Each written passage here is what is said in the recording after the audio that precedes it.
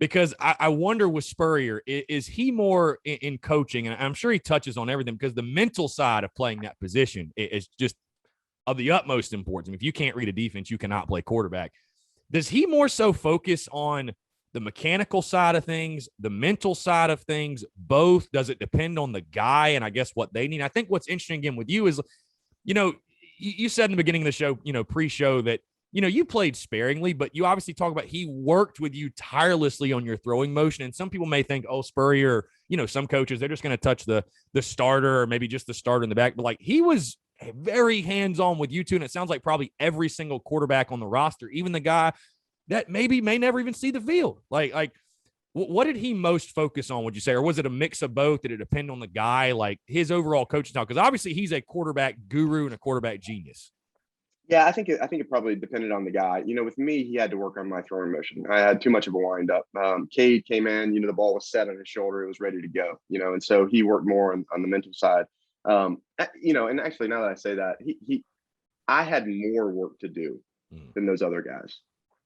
So I mean, all of us spent the same amount of time reading defenses, preparing for a game. I've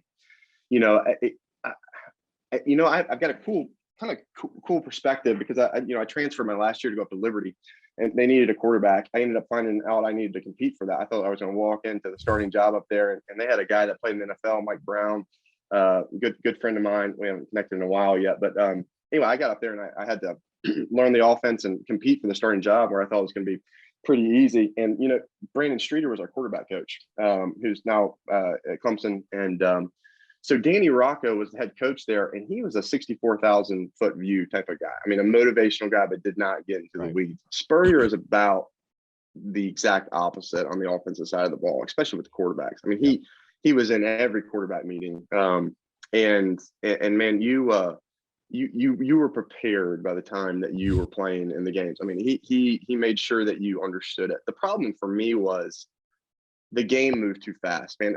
I could look at, my major, actuary mathematics or whatever, that stuff came easy to me. The problem is when I got in between the lines, the game was too fast. And then as an SEC quarterback, man, the game has to come at you slow. Right. And I'm kind of a light bulb guy. I mean, as soon as things click, right, I'll have a confidence.